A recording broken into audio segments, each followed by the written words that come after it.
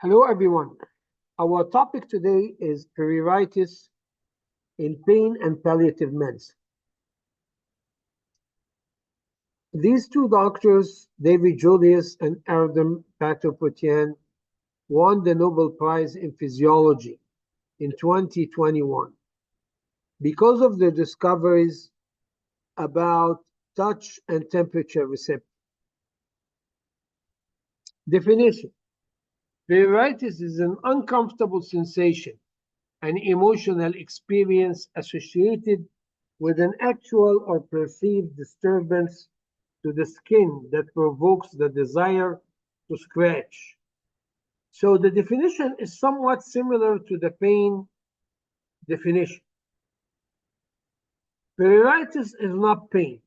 They're very close to each other, but they're not the same. And we're going to get into these issues as we go into our presentation. The sensation of itch is closely linked to that of pain, and for many years it was thought that both were transmitted identically. Both are unpleasant sensory experiences. However, pain sensation results in a reflex withdrawal, whereas itch results in a scratch reflex. Pruritus may significantly impact sleep, social acceptance, and daily functioning, and has been shown to be associated with depression. The neurons responsible for the sensation of itching are a subset of large population of polymodal C nociceptors. They are situated close to the dermal epidermal junction and comprise about 20% of the C fiber population in the skin. The HC fibers are insensitive to mechanical stimuli and are more sensitive to histamine than those responsible for the sensation of pain. Conduction is 50% slower than for those fibers transmitting pain, and the receptor field is 3 times larger and more superficial than that associated with pain. So as you can see, we have a difference between the pruritus and pain transmission here. Basic mechanisms for pruritus. We're going to go through some of the neurotransmitters involved in the pathophysiology of pruritus. The first one is opioids, which are thought to mediate itch through direct central effect, including serotonin release and a peripheral histamine effect. So one central involving serotonin and one peripheral involving histamine. These things that I'm going to talk about are really important to understand the mechanism of action of the medication that we'll be using for pruritus. Next to opioids are serotonin, and this induces itch by two mechanisms: indirectly by release of histamine from dermal mast cells, and centrally via a mechanism which may involve opioid neurotransmitters. Both opioid and serotonin receptors appear to alter the central inhibitory circuits and so adjust the itch threshold. So again, the serotonin has two mechanisms, one peripheral and one central. The one peripheral is through the histamine release from the dermal mast cells, and centrally from a mechanism which is basically unknown, but probably it involves opioid neurotransmitters. And then we have another neurotransmitter, which is histamine, and this is released from the dermal mast cells. The historical use of histamine antagonists are now only recommended for use in treatment of urticaria and allergy. Many endogenous inflammatory mediators are also involved that are involved in chronic pain via sensitization of C nerve fibers, such as prostanoids, serotonin, neural growth factor, and transient receptor potential vanilloid, also known as vanilloid receptors, might have a role in chronic pruritus. Moreover, robust activation of the brain in areas involved in central sensitization has been noted in chronic itch. This explains the rationale of using gabapentinoids and antidepressants in the treatment of chronic pruritus. This nice picture shows you, different mechanisms, including central sensitization, and also itch triggers can, transmit the H impulses through the small H selective unmyelinated C fibers.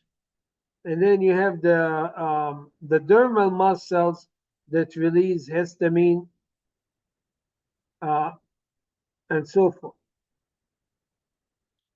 Types of pruritus. We have basically 5 types. And this is basically very similar to pain to some extent.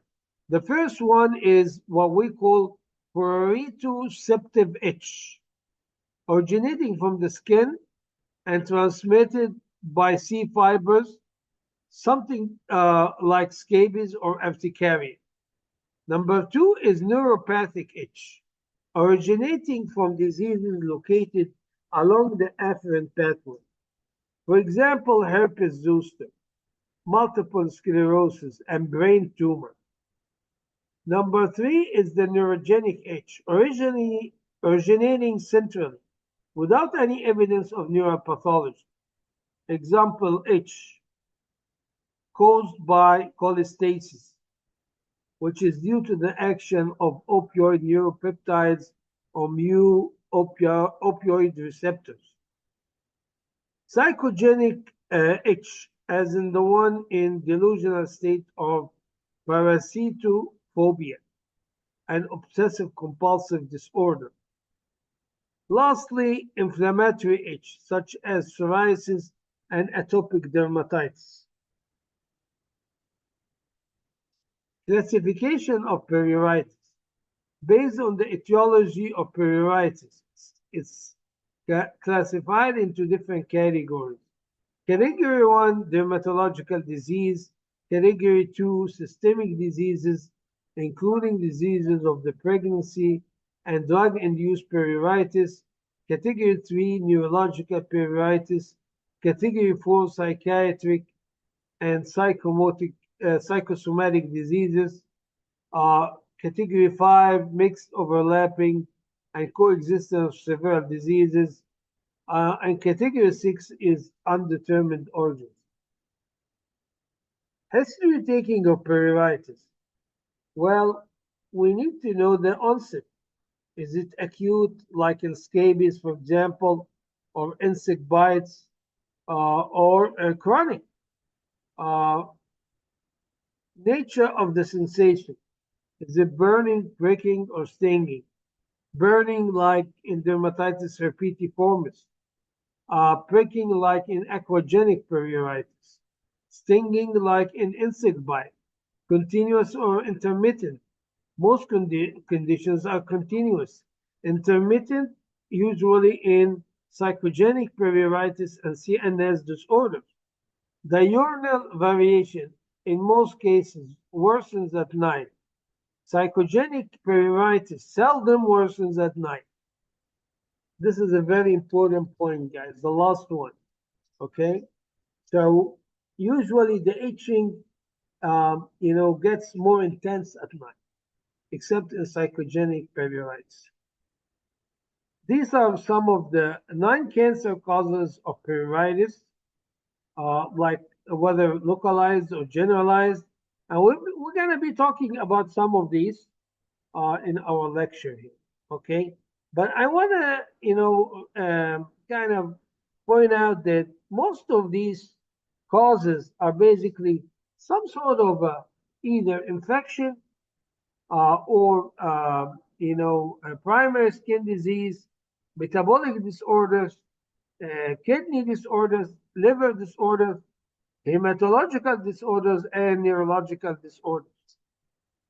And then we have some cases related to medications, what we call drug-induced aquagenic, psychogenic, senile pruritus. One of the commonest causes of itching is xerosis, or dryness of the skin. And we see this usually in elderly folks. Uh, and I mean, the treatment is basically emollients and keeping the skin,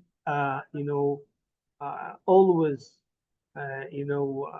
wet, sort of, in a sense that you have to put emollients all the time on these dry skin. Aquagenic pruritus is related to water. Scabies. And this is a parasitic infection. And you see these furrows that in the hands and other areas of the body. It's a very itchy, disease, and it should be treated. I remember I had one case like this, in the hospice, and of course, it's highly contagious. So you have to be careful, about yourself and also the family that's involved with the patient. You have to be super careful with them so you don't pick up the disease itself. Atopic dermatitis, we call it eczema, one of the most common causes of pruritus. Contact dermatitis, and this is related to, contacting an irritant. Okay, we see it a lot as well.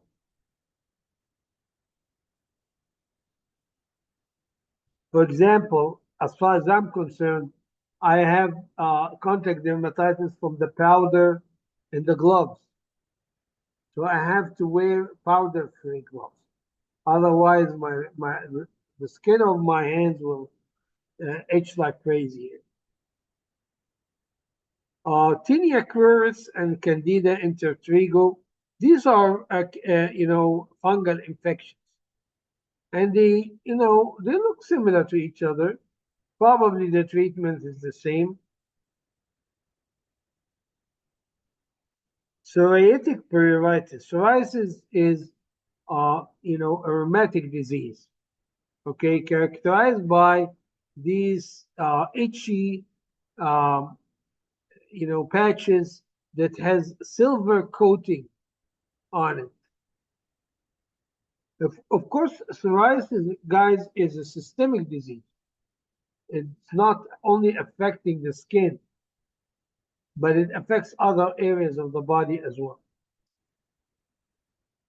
like the spine, joints, and so forth.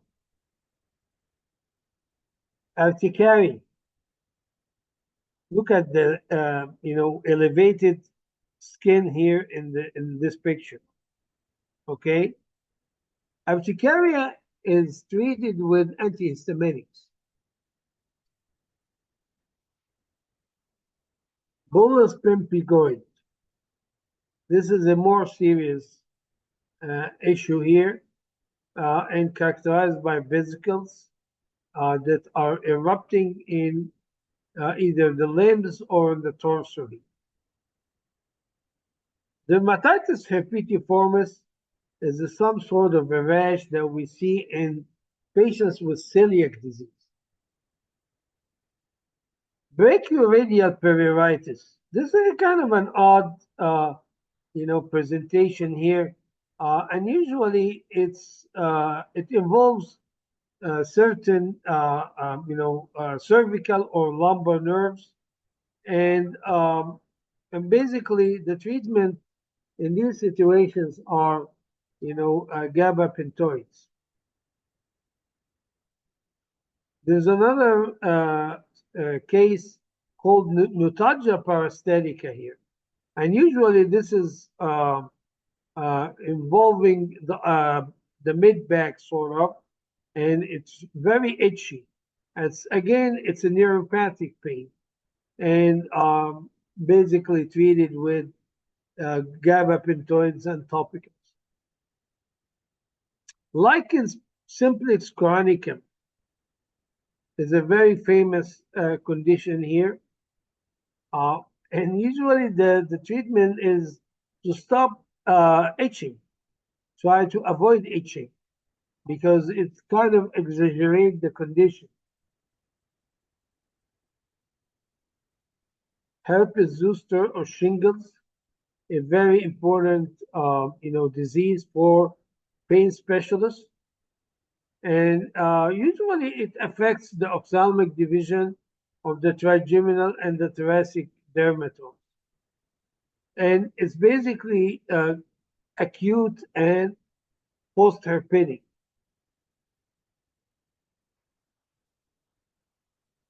Multiple sclerosis can cause itching in any part of the body. General management. Exacerbating factors such as heat, dehydration, anxiety, and boredom should be avoided. Particular attention should be paid to measures that keep the skin well hydrated and avoid sweating. Uh, patients should wear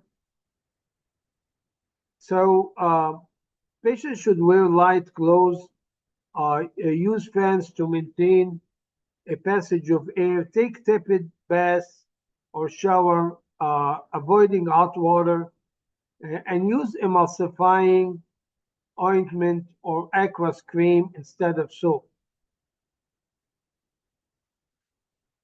So the bottom line is keep the skin hydrated while trying to avoid sweating by wearing light clothes and trying to use pants to keep your keep your skin from sweating. Skin hydration should be maintained with regular use of emollients. Patients should be advised to gently rub the skin rather than scratching it, and to keep their nails short and wear cotton gloves at night to limit the damage of the skin. Ultraviolet light is helpful in psoriasis, uremic, and acquired immune deficiency syndrome related pruritus. The anti-pruritic effect is thought to be due to reduction in the vitamin A content of the skin, inhibition the release of histamine, and inhibition of dermal mast cell proliferation. Types of ultraviolet rays: narrow band, broad band, and PUVA. Ultraviolet B. Topical agents. Topical agents generally provide some relief, but may be inconvenient to apply in generalized pruritus and are probably reserved for localized symptoms. A number of topical agents include zinc oxide, calamine, glycerin, and urea, but their mechanisms are not understood and their effectiveness is unproven. Polydocanol bath oil has been shown to reduce itching in uremia, and polydocanol urea cream has been shown to reduce itching in psoriasis. These are some of the agents we use as topical. Other topical agents include corticosteroid creams and also local anesthetic creams like lidocaine. Unfortunately, local anesthetic creams can cause skin sensitization. So we use them for short term. Also, corticosteroids are safe. They're not generally indicated for chronic use because of the side effects of corticosteroids.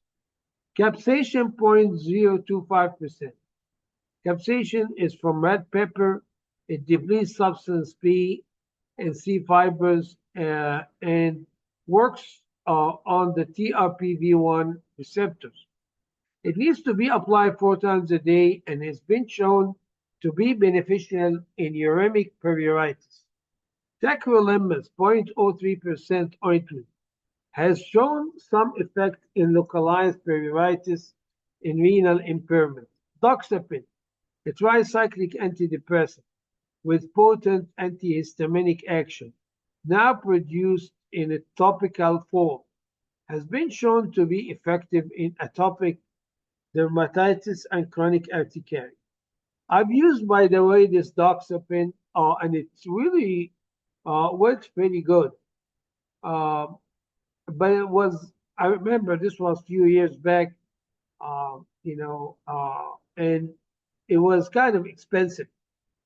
And that's why this was the restricting, issue about the doxepin. Hydrocortisone cream, doxepin cream, 5%. Of course, all of you guys are aware about doxepin. Doxepin is a tricyclic antidepressant, the same category like amitriptyline and others. Lidocaine comes in a patch. Also, we have EMLA cream. We use it, and this is basically a mix of lidocaine with prilocaine. I use EMLA cream, guys, in before starting IVs for those like needle phobic. I use EMLA cream for patients that are getting this capsaicin patch, the 8% patch that we use for shingles. You have to apply some topical local anesthetic before you stick it to the patient because it really burns like hell. So these are the kind of things that I use for EMLA. The lidocaine patches, I use it mostly for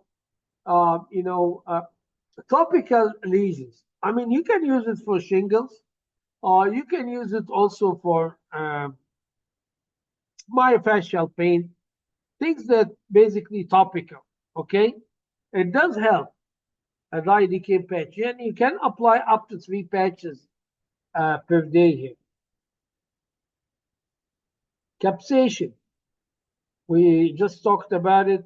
There is this nice cream 0.025.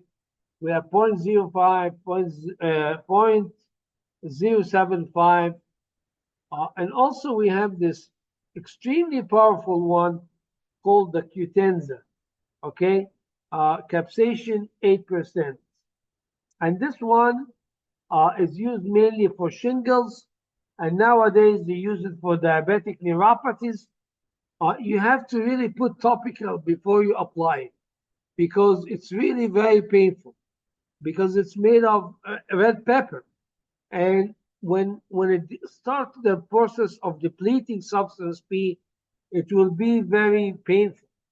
So you need something like the EMLA cream, before you put these patches on. And as I said, it also work on the TRPV1 receptors. Tacrolimus ointment. Tacrolimus is calcineurin inhibitor, reducing interleukin 2. We're gonna talk about tacrolimus in the kidney section. Antihistaminics, and as I said here, Antihistaminics are mainly used for urticaria and allergic reactions. I remember old days, itching was basically for me is antihistaminic. Nowadays, I understand more that, there's a role of antihistaminics, but mainly in certain scenarios. Okay, one of the antihistaminics that we use is doxepin, because doxepin is is a tricyclic that has an antihistaminic and anticholinergic uh, receptor blocking, uh, effects, and that's why we use it, in certain cases like atopic dermatitis. Also, antihistaminics, H2 antihistaminics, are used in some cases like pruritus associated with lymphoproliferative disorders. The 5-hydroxytryptamine receptor antagonist uh, is part of this systemic, agents that we use, and has an initial promising effect in a number of causes. However, the research evidence has evolved, their effectiveness has been increasingly brought into doubt. The serotonin reuptake inhibitors paroxetine is helpful in paraneoplastic pruritus, while an SSRI like sertraline has some effect in cholestatic pruritus. Mirtazapine has been shown to be a helpful pruritic agent in cholestasis, uremia, and lymphoma. So, to wrap this up, SSRIs play an important role in paraneoplastic pruritus, especially paroxetine and mirtazapine in cholestatic and uremic pruritus, and sertraline in cholestatic pruritus. The 5-hydroxytryptamine antagonists are useful guys in pruritus-induced itching from opioids, uh, from intrathecal or epidural opioids. So people that are getting neuroaxial opioids and the H5-hydroxytryptamine antagonists, like ondansetron, for example, could be useful. So the use in itching is somewhat limited. Despite, at the beginning, things looked promising. Okay, opioid antagonists and kappa receptor agonists are receiving increasing attention. Gabapentin appears to be effective in uremic pruritus, but not confirmed in cholestatic causes. Sedatives such as benzos do not relieve itch, but may help improve the associated anxiety and insomnia. Gabapentin and pregabalin, these are calcium channel blockers working on the alpha 2 delta subunit. And basically, they don't allow the calcium to enter in the preneural area here.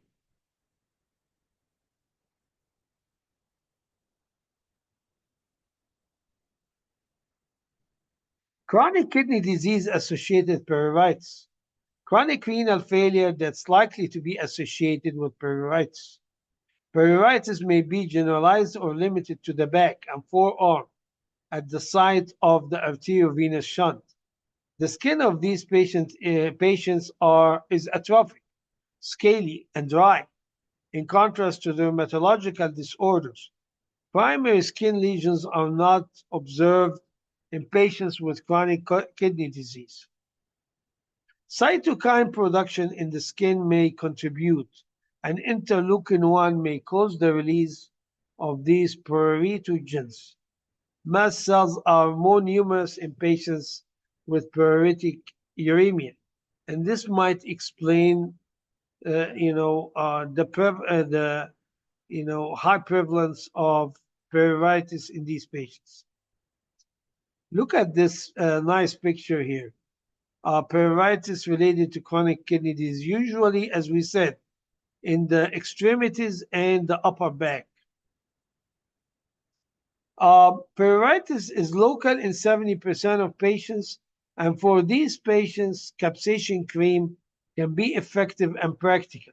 For generalized pruritus, if you have generalized pruritus, you're not gonna be able to handle it with a topical here. You have to give systemic agents such as gabapentin and pregabalin. Also, there is some evidence that thalidomide has an antipruritic effect in uremia.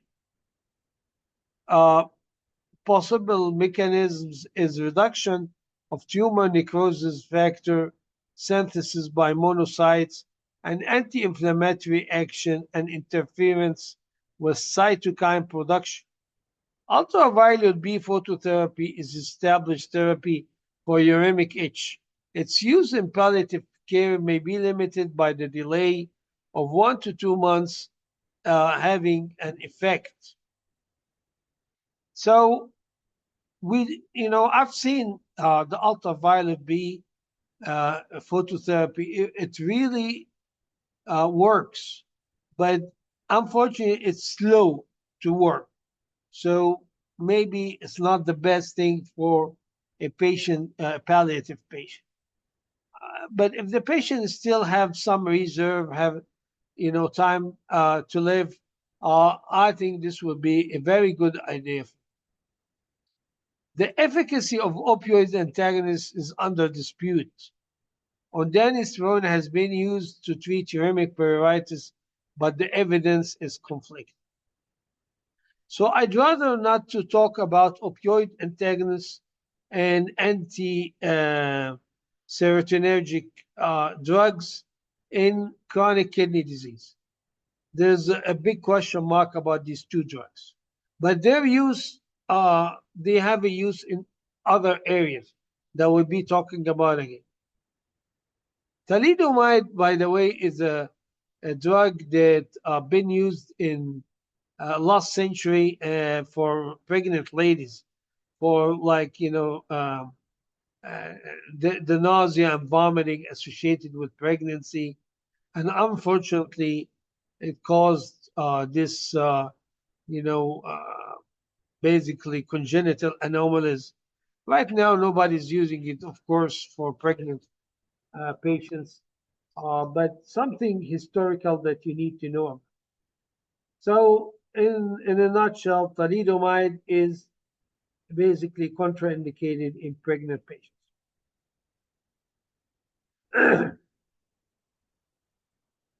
You have thalidomide capsules here. Basically, each capsule is 50 milligrams. Okay, so I'm going to show you some, algorithms for chronic kidney disease and others, in the treatment of pruritus.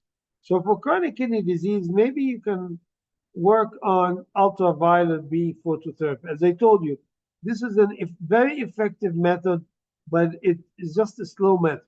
It takes time to work, to kick in, and that's why sometimes you need to start something else until this kicks in. Okay, step 2 is gabapentin or pregabalin. Step 3 is thalidomide. Step 4 is mirtazapine. Okay, as far as I'm concerned, to be honest with you, I would say mirtazapine is step 3, and thalidomide, because it's a restricted drug, I would say it's step 4. Acupuncture also is useful in chronic kidney disease associated pruritus, and this is just one case here showing acupuncture use in pruritus of chronic kidney disease. And as you can see, the acupuncturist, all he did is just put the needles surrounding the lesions that the patient manifests in her upper extremity. Cholestatic pruritus. Cholestatic pruritus can happen secondary to, uh, you know, uh, secondary to uh, cirrhosis. Pruritus in patients with cholestasis may be generalized or localized, particularly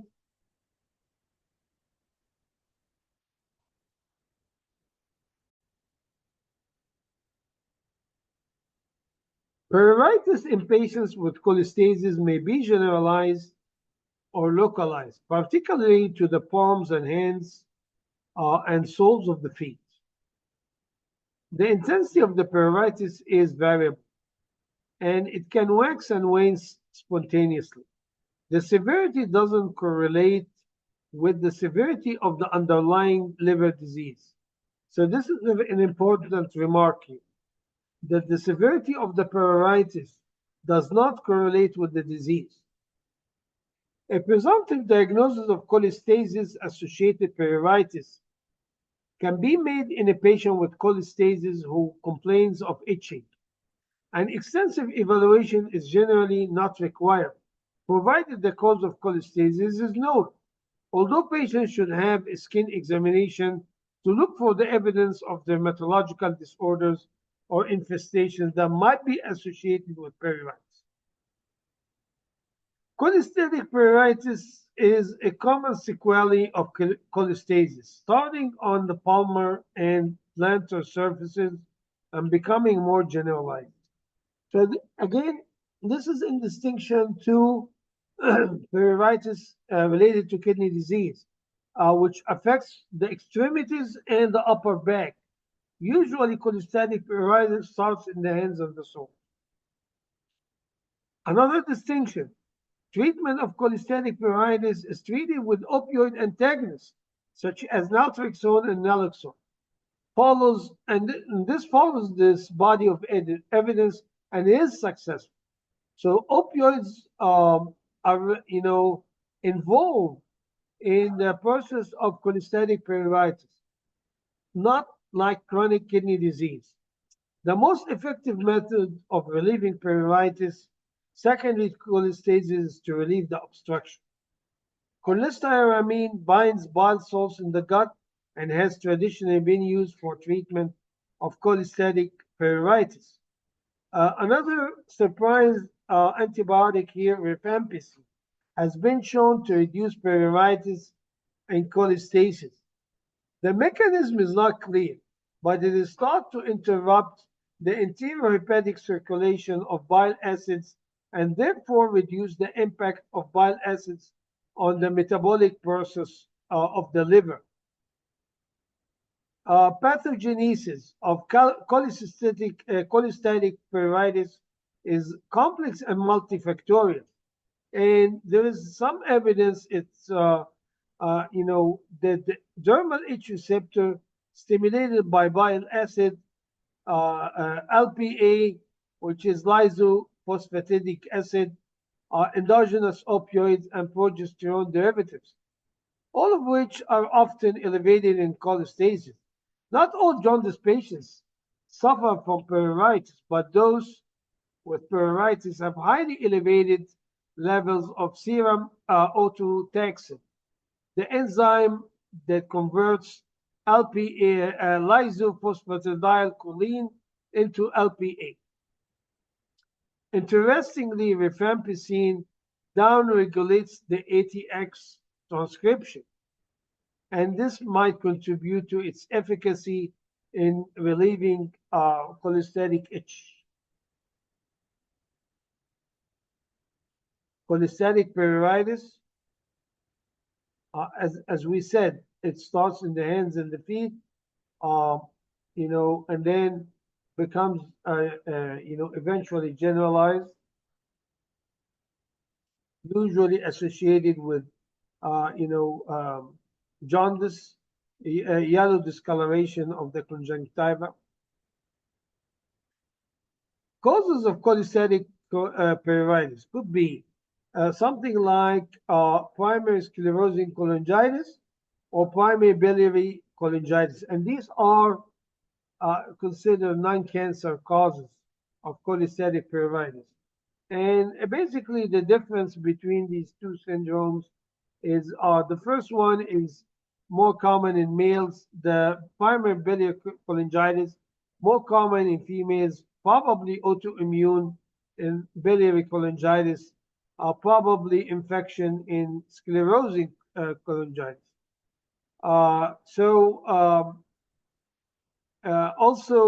This one is sclerosed biliary tract.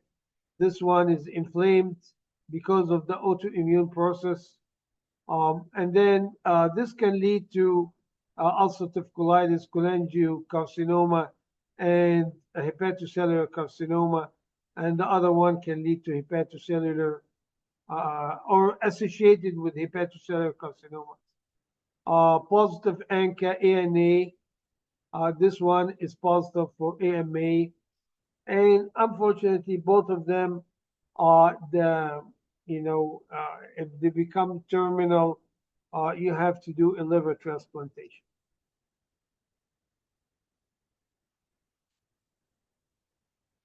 So in the exam, if they ask you what will be your first reaction if you have cholestatic pruritus, is to do a biliary drainage, is to relieve the obstruction. If no obstruction or it cannot be performed for whatever reason, then you have these medications available.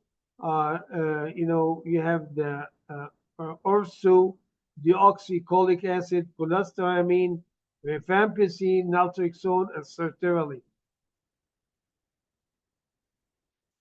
I mean, which one you start with depends on the availability of these medication in your place, as far as I'm concerned. Now, with naltrexone, you cannot use it if the patient is already on opioids because you're going to reverse the analgesia. The management of biliary obstruction can be done endoscopically by placing biliary endoprosthesis, or you can do a combined percutaneous endoscopic procedure. The median survival for stented patient is around 4.9 months, and it's successful in more than 90% of attempts, associated with procedure-related mortality of about 1%. Endoscopic biliary stent.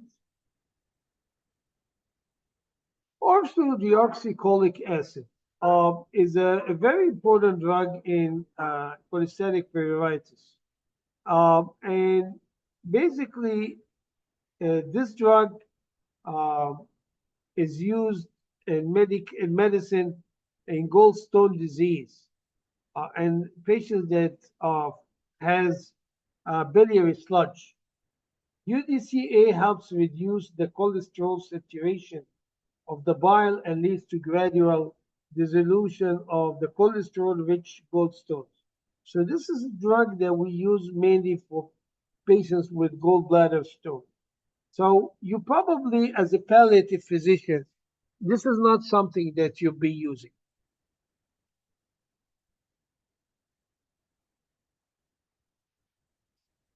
It also has a role in primary biliary cholangitis and also in primary sclerosing cholangitis.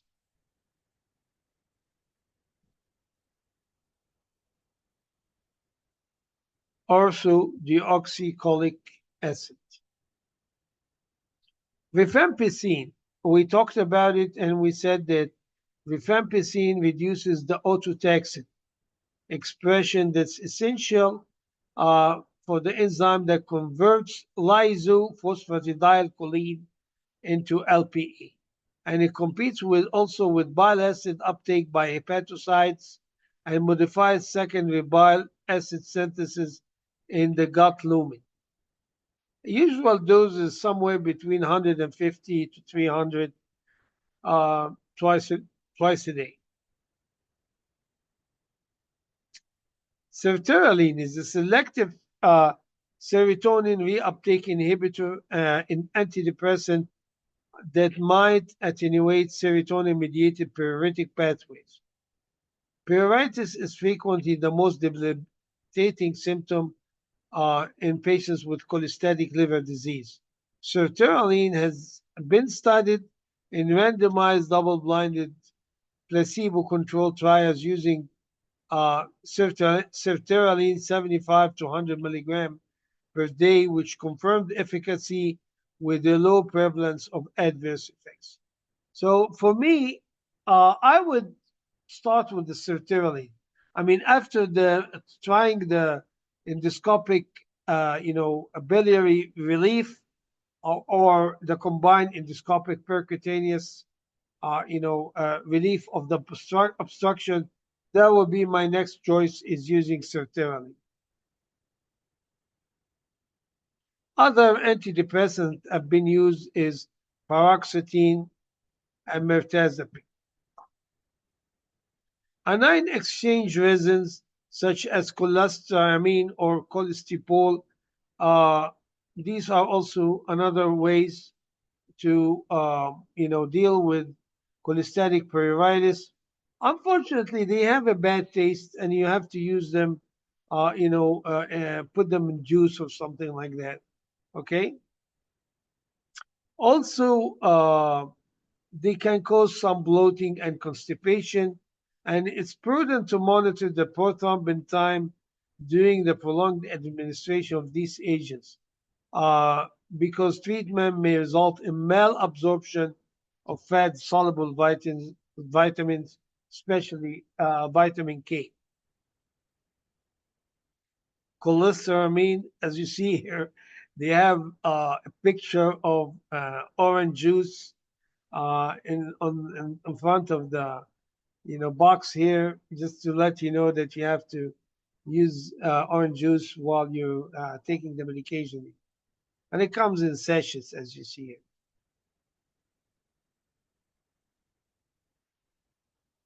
Or sorry, oral suspension.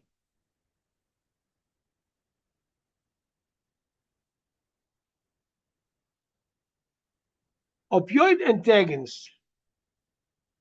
The observation that intravenous naloxone can reduce cholestatic pruritus prompted subsequent trials of therapy and using naltrexone, which is the oral form basically of these anti-opioid medications.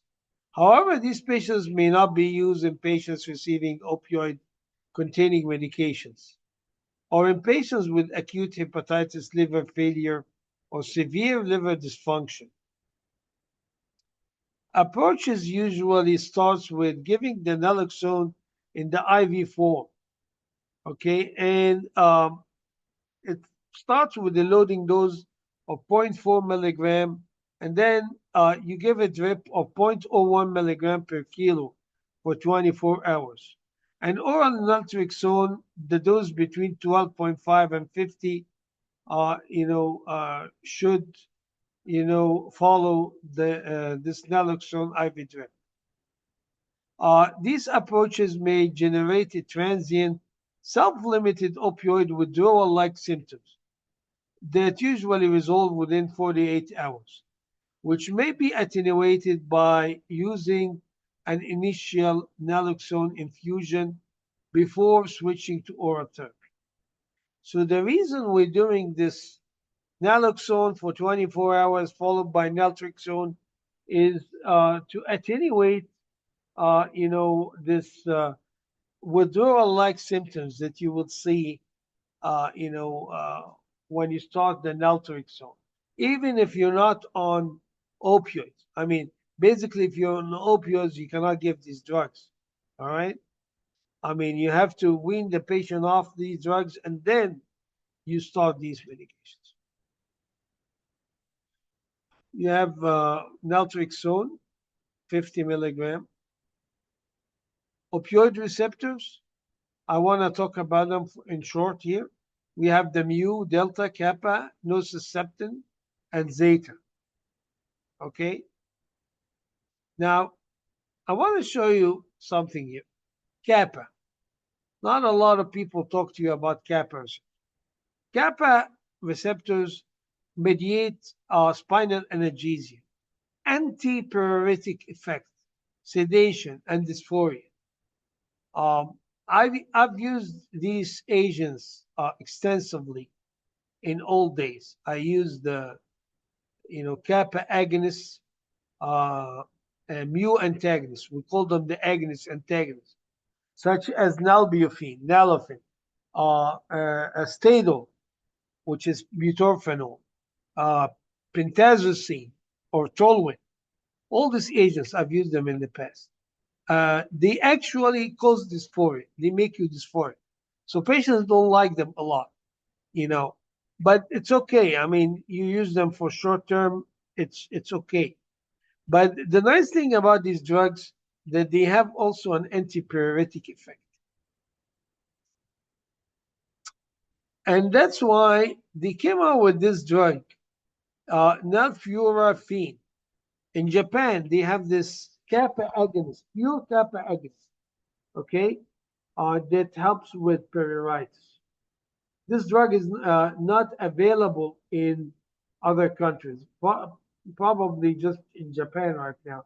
Maybe in the future it will spread over. So nalfurafine Rebich is an antipruritic agent marketed in Japan and is used in the treatment of uremic pruritus, uh, especially in patients with chronic kidney disease undergoing hemodialysis. Also, we have a class of medications called the pamorans, or peripherally acting mu opioid receptor antagonists, such as methylnaltrexone or Relistor and naloxegol or Movantik. Also, we have other agonist antagonists, such as nalbuphine and stadol. Stadol, guys, we used to, or butorphanol, we used to use it in uh,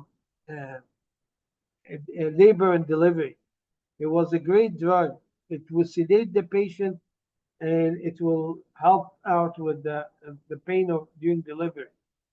Nowadays, because of the epidural and all that, we're not using it that much. Nalbuphine is present in Egypt, and we extensively using it. We're even using it instead of a regular opioid such as morphine because its ability here in Egypt, um, and the price and everything. So we use it all the time. Okay, opioid receptor antagonists or pure antagonists. We talked about them, naloxone and naltrexone. Okay, in this slide, I'm just differentiating between allergy and pseudo-allergy. And I want to say that allergy is a hypersensitivity reaction, type 1.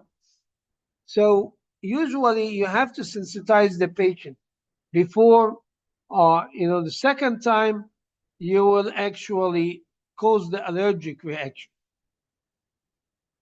Um, Also, with true allergy, you get angioedema and lip swelling.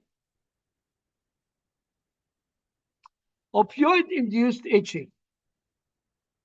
Pruritus can happen with patients taking opioids, but it's very common in patients that are receiving neuroaxial opioid, whether intrathecally or epidural space. And there is an evidence that an agonist-antagonist drugs like nalbuphine can reduce pruritus without compromising analgesic effect. I mean, I remember back, in the early 2000s, we were using the nalbuphine as a part of our, uh, protocol for pruritus if the patient has an epidural catheter in his back. Ondansetron has been also useful in opioid-induced itching via the neuroaxial route. For some reason, the ondansetron works in neuroaxial pruritus. So if you have a patient that's having pruritus, either give him an naltrexone or nalbuphine, or you can try also the ondansetron. For some reason, it doesn't work in other types of pruritus, the ondansetron, for some reason. We're not sure why, but it does help with in this scenario of neuroaxial opioid therapy. So methylnaltrexone is a selective peripheral opioid receptor antagonist, a PAMORA, and also can be used in, but it's kind of expensive. But if it's available, go for it. And the nice thing about it doesn't cross the blood-brain barrier. So in fact, it helps with the pruritus without reversing the analgesia. Mirtazapine and gabapentin used prophylactically before neuroaxial opioids appear to decrease the frequency of itching. HIV and AIDS. Itching is a common complaint among patients infected with HIV and may cause significant morbidity and embarrassment. Although idiopathic HIV pruritus have been described, it is probably less common than was previously thought. Dry skin, seborrheic dermatitis, eczema, psoriasis, pruritic papular eruption, staph folliculitis, and prurigo nodularis are frequently associated, in these patients. The management is ultraviolet B, like we mentioned. Ultraviolet B has, certain indications. One of them is HIV. The other one is uremia. The third one is psoriasis. So this is another cause of another reason for using ultraviolet phototherapy. Then you have indomethacin, and of course for some reason indomethacin works in this HIV, pruritus, and the heart sometimes or antiretroviral therapies sometimes suppresses this dermatitis. Okay, causes of cancer-specific pruritus. Again, localized and generalized. Localized like mycosis fungoides, paraneoplastic syndromes, generalized such as leukemia, lymphomas, Hodgkin and non-Hodgkin, cutaneous T-cell lymphomas, and paraneoplastic syndromes.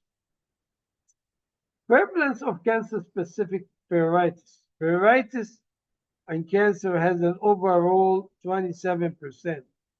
Pruritus is associated with almost any malignancy, complicating the disease in different pathways. For example, as a consequence of direct tumor growth, or secondary to cholestasis, or as a complication of the treatment. Pruritus occurs in 50% of patients with polycythemia rubra vera, 100% of patients with cutaneous T-cell lymphoma, and 30% of patients with Hodgkin's disease, being more common in nodular sclerosing subtype. Anyway, its presence in Hodgkin may precede over disease by up to 5 years. Prevalence of cancer-specific pruritus. In solid tumors, generalized pruritus may be part of paraneoplastic syndromes. We see it in association with lung, colon, breast, stomach, and prostate primary sites. This is mycosis sphinctoids, polycythemia vera, um, and polycythemia vera is treated with aspirin, paroxetine, and cimetidine. Look at the discoloration of the lower limb here. Hodgkin lymphoma, discovered by Dr. Thomas Hodgkin, can cause itching, and we said that this could precede the disease by, quite a bit of time before you discover the patient has Hodgkin lymphoma. Hodgkin lymphoma can be treated by chemoradiation, can be treated with steroids. So now we have a role of steroids in pruritus. Substitute cimetidine or any H2 blocker here. Substitute with mirtazapine. Cutaneous T-cell lymphoma, a very common cause of pruritus. Usually the treatment is ultraviolet, radiation here. We call it the PUVA. Topical and systemic steroids, gabapentin and mirtazapine. Paraneoplastic pruritus. Itching is usually generalized without any obvious rash. The severity of the itching can be mild to unbearable, and it doesn't always correlate with the extent of underlying cancer. It may precede other symptoms of malignancy by up to several years. A paraneoplastic pruritus leads to scratching. Secondary skin changes may result, such as excoriation, bruising, pigmentary changes, and scarring. These tend to be absent in areas the patient cannot reach, such as the mid-upper back. Paroxetine, an SSRI antidepressant, has been shown to relieve itching in a case series of advanced cancer patients with paraneoplastic itch and in randomized controlled trial for severe non-dermatological pruritus. To make it easy, remember P for P, paroxetine for paraneoplastic pruritus. So this is how it looks like. And interestingly, there's a gap here that's not itching. So and this is a kind of a characteristic of this paraneoplastic pruritus. You'll find an area in the middle that's not itchy, while the rest of it is itchy. Paraneoplastic pruritus can be treated, again, P for P, paroxetine, mirtazapine, or combining paroxetine and mirtazapine. And step 4, and this makes sense, as I said, thalidomide should be step 4, for paraneoplastic pruritus. Key learning points. Pruritus may be directly related to advanced disease, example, cancer, multiple sclerosis, or indirectly related to cholestasis and uremia, or associated with the treatment of advanced disease. Pruritus may significantly impact on sleep, social acceptance, daily functioning, and has been shown to be associated with depression. Initial management should include patient education and lifestyle changes to encourage identification and avoidance of triggering factors. The use of emollients to keep the skin continually hydrated cannot be overemphasized and must continue on a long-term basis. Diagnosis of underlying cause of pruritus is important, and treatment of underlying disease will, in many cases, resolve the pruritus. Thank you.